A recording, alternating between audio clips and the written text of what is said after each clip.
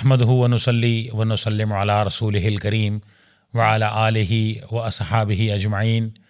औज़ु बिल्लाहि मिनश शैतानिर रजीम। बिस्मिल्लाहिर रहमानिर रहीम। वक़ूलू लिन्नासि हुस्ना। सदक़ल्लाहु मौलानल अज़ीम।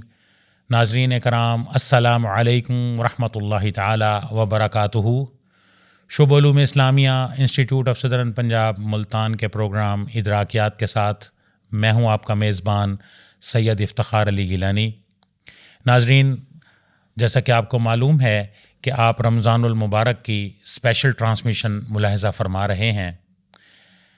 नाज़रीन, अल्लाह तबारक व तआला ने कुरान मजीद फ़ुरक़ान हमीद में इरशाद फ़रमाया कि लोगों के साथ अच्छे अंदाज में बात करो। हम रमज़ानुल मुबारक के बाबरकत महीने में रोज़े के साथ होते हैं, लेकिन हम ये देखते हैं, ऑब्ज़र्व करते हैं कि हमारे माशरे में कुछ चंद अहबाब ऐसे भी होते हैं जो रोज़ा रखने के बावजूद अपना कंट्रोल नहीं करते, ज़बान पर कंट्रोल नहीं करते और अच्छे अंदाज में बात करने की बजाय बेसब्री का मुज़ाहरा करते हैं। तो आज के हमारे प्रोग्राम का मौजू है रोज़ा और खुश कलामी। यानी रोज़ा हमें ये भी दर्स देता है कि हम अपनी ज़बान को कंट्रोल में रखें और लोगों के साथ अच्छे अंदाज में बात करें, जैसा कि अल्लाह का हमें हुक्म है। इस अहम मौजू पर गुफ्तगू करने के लिए हमारे स्टूडियोज़ में जो मेहमान स्कॉलर मौजूद हैं, सबसे पहले मैं उनका तारुफ़ आपकी खिदमत में पेश करता हूँ। ये भी मेरे उस्ताज़ मोहतरम हैं।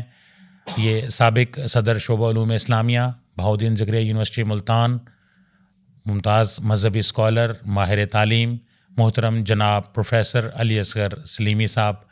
अस्सलाम वालेकुम उस्ताद मोहतरम। जी वालेकुम अस्सलाम व रहमतुल्लाहि व बरकातुहू। उस्ताद मोहतरम, सबसे पहले तो बेहद ममनून हूँ और यकीन करें कि खुशी की इंतहा है कि आप तशरीफ़ लाए स्टूडियोज़ में, कि इतना अहम मौजू है और आप माशाअल्लाह मुख्तलिफ़ मौज़ूआत पर मुझे याद है कि 1994 से हम आपका स्टूडेंट हूँ और आपसे हम पढ़ रहे हैं, आपसे बहुत कुछ सीखा है। आज जो हम बोल रहे हैं इसमें आपका भी बहुत अहम किरदार है कि आपसे जो हमने सीखा है और आपके जो नज़रियात हैं, आपके जो अफ़कार हैं, आपने हमें जो पढ़ाया, तो आज हम जिस मकाम पर हैं तो इसमें आपका बहुत अहम हिस्सा है। उस्ताद मोहतरम, आज का जो हमारा मौजू है रोज़ा और खुश कलामी, तो इस हवाले से हमारे नाज़रीन को कुछ आगाह कीजिए। बिस्मिल्लाहिर्रहमानिर्रहीम। नहमदुहु व नुसल्ली अला रसूलिहिल करीम, अम्मा बाद। मोहतरम प्रोफेसर इफ्तिखार अली गिलानी साहब, आपका बहुत शुक्रिया, आपने मुझे बुलाया और यहाँ आकर इस अहम मौजू पे गुफ्तगू करने का मौका दिया। और मेरी तारीफ़ में जो कुछ आपने कहा, ये आपका बड़ापन है। तो बहुत सारे लोग आते हैं और चले जाते हैं, जो फैज़ वो हासिल करते हैं ये उनकी अपनी सलाहियत होती है। तो ये आपका कमाल है कि आपने माशाल्लाह इतना आला दर्जे में इल्म को हासिल किया, फिर उसको बांटा, तकसीम किया। तो मौजू ज़ेर बहस जो है खुश कलामी। जी सर। जैसा कि आपने आयत पढ़ी है, कूलू लिन्नासि हुस्ना, ये तो कुरान मजीद का हुक्म है, आम है जी, हर मामले में और हर मौके पर। बिल्कुल खुश कलाम होना चाहिए, ये खूबी है इंसान की और बुनियादी इंसानी औसाफ में से है।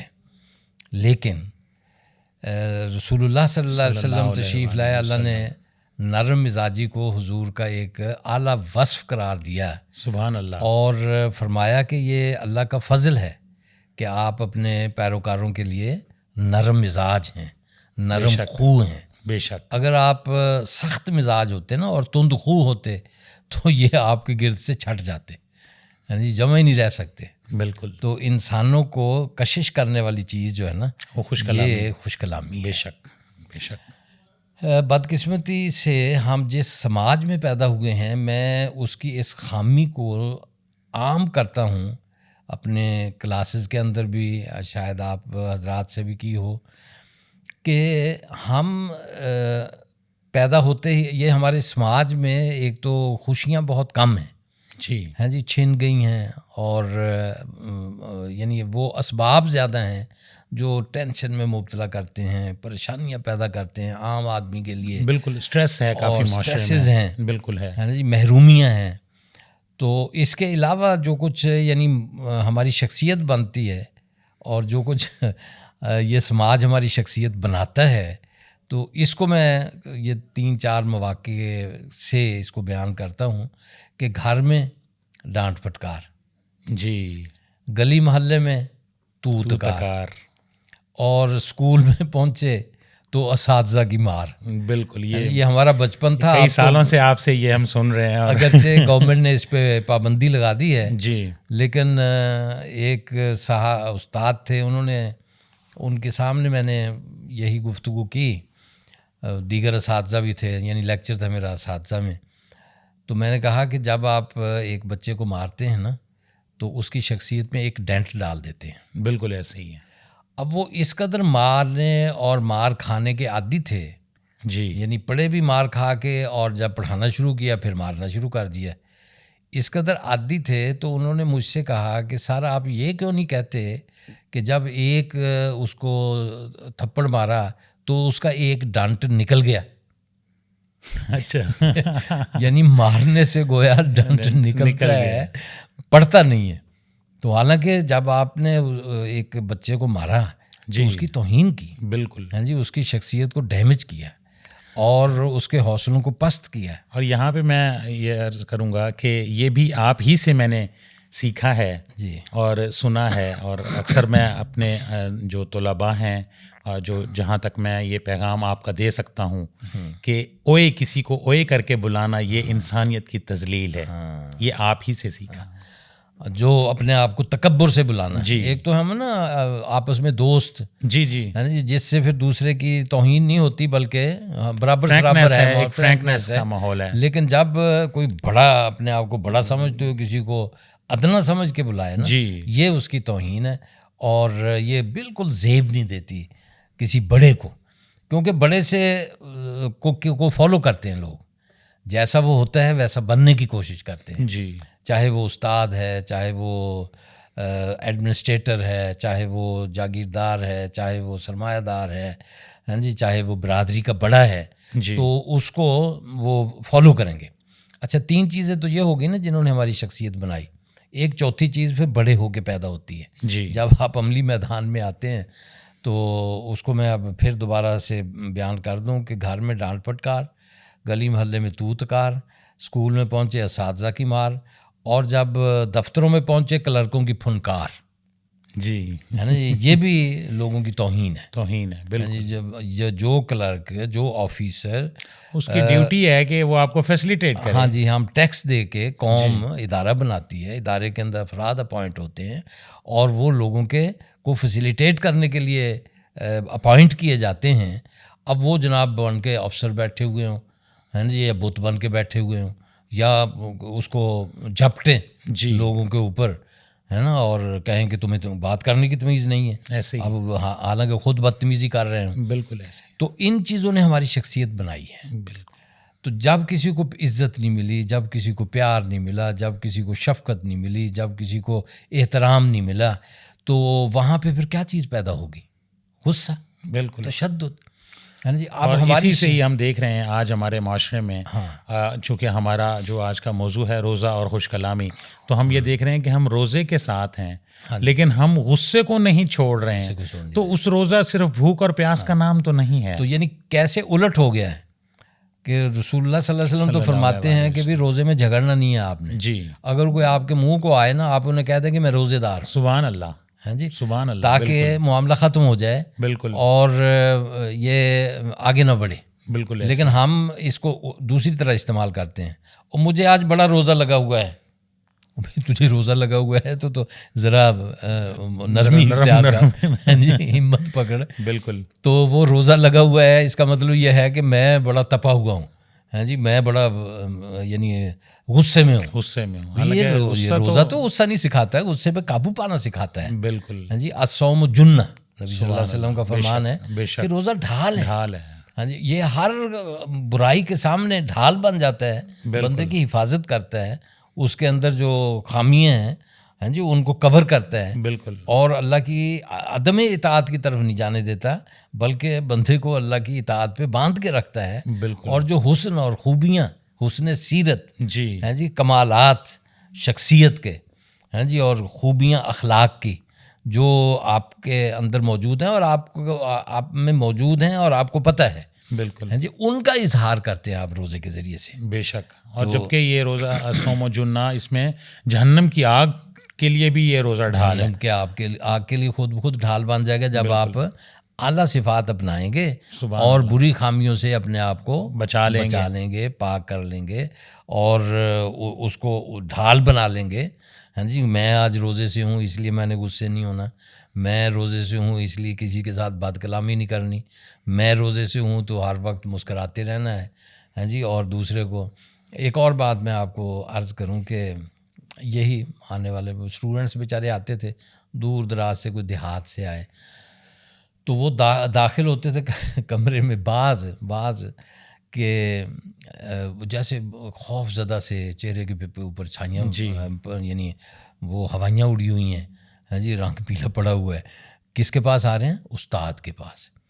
بھئی استاد کو تو ایسا نرم مزاج اور خوش کلام ہیں جی اور پسندیدہ شخصیت ہونا چاہیے. استاد تو آئیڈیل ہوتا ہے، تو آ کے وہ اعتماد محسوس کرے کہ چھاؤں میں آ گیا ہوں میں، کہ استاد کے ساتھ اپنے پرابلم کو شیئر کرے. جب وہ اس کے پاس یہ کیپیسٹی نہیں ہے کہ استاد سے کوئی بات کر سکے تو پھر اچھا میں پھر ایسے لوگوں کے لیے خاص طور پہ جی ان کو اسمائل دیتا تھا، ان کو اپنائیت سے ان کے ساتھ بات کرتا تھا.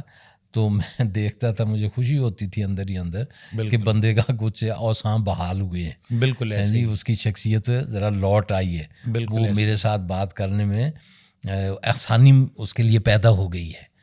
تو اب یہ رویہ کس نے بنایا ہوا ہے؟ استاد کا.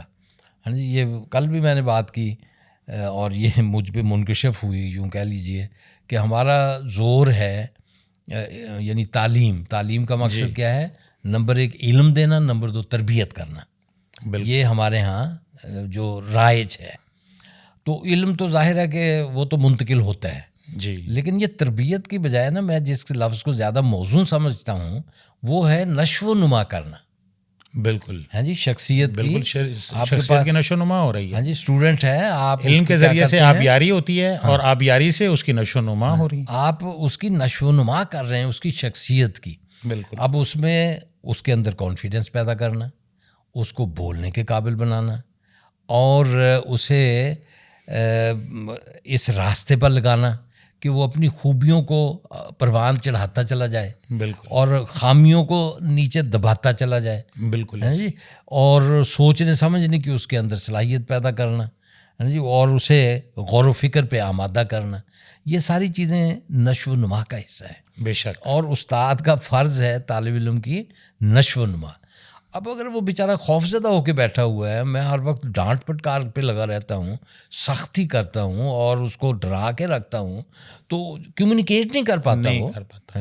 اور پھر بچے بھی آج کل کا ویسے نوجوان ہم دیکھ رہے ہیں بحیثیت استاذ ہمیں بھی نظر آ رہی ہوتی ہے کہ اگر آپ بچوں پہ زیادہ سختی کرتے ہیں تو پھر اسٹوڈنٹ آپ سے اوائڈ کرتا ہے اور آپ کی بات سننا بھی پسند نہیں کرتا. ہاں ظاہر ہے. تو بہت بہت شکریہ محترم جناب پروفیسر علی اصغر سلیمی صاحب، آپ اسٹوڈیو سے تشریف لائے اور آج کے موضوع پر آپ نے سیر حاصل گفتگو فرمائی. آپ کی تشریف آوری کا بہت بہت شکریہ. انشاءاللہ آگے بھی ہم آپ کو دعوت دیں گے، آپ اسٹوڈیو سے تشریف لائیں اور مختلف موضوعات پر مزید آپ سے ہم گفتگو کریں گے. ایک بار پھر بار دیگر آپ کا بہت شکریہ. آپ کا بھی بہت شکریہ جی، آپ نے موقع دیا اور اس ذریعے سے کچھ لوگوں تک پیغام پہنچے گا اور یقیناً وہ اس سے سیکھیں گے اور اساتذہ کرام بھی اپنے رویوں پہ غور کریں گے اور اپنے طالب علموں کے لیے نہایت مہربان شفیق ایسی ہستی بن کے رہیں گے جن سے ان کے ساتھ کمیونیکیٹ کیا جا سکے. جی بالکل. طالب علم بڑے اعتماد سے آئے، ان سے بات کرے، اگر کوئی اختلاف ہے تو اختلاف کرے اور اسے کرنا چاہیے اور اس کی حوصلہ افزائی کی جانی چاہیے. استاد یہ مت سمجھے کہ میری توہین ہو گئی ہے. بالکل جی، بلکہ اس پہ خوش ہو کہ میرے بچے نے، میرے ہاتھوں پروان چڑھنے والے نے مجھ سے ایک نیا دوسرا رائے اختیار کی ہے تو یہ آگے بڑھے گا اور آگے تک جائے گا انشاءاللہ. بہت شکریہ استاذ محترم. ناظرین اکرام، پروگرام آپ نے ملاحظہ فرمایا. آج کے پروگرام کا ہمارا موضوع تھا روزہ اور خوش کلامی، اور میرے استاذ محترم پروفیسر علی اصغر سلیمی صاحب، سابق صدر شعبہ علوم اسلامیہ بہاؤالدین زکریا یونیورسٹی ملتان، آپ نے اس موضوع پر تفصیل سے گفتگو فرمائی. اور دیکھیں، روزے کا جو مقصد ہے اس میں ہم نے اللہ کا تقوی حاصل کرنا ہے، اور اس میں ہم نے اللہ کے جو احکامات ہیں ان کے مطابق ہم نے چلنا ہے. تو یہ بھی اللہ کا ایک حکم ہے.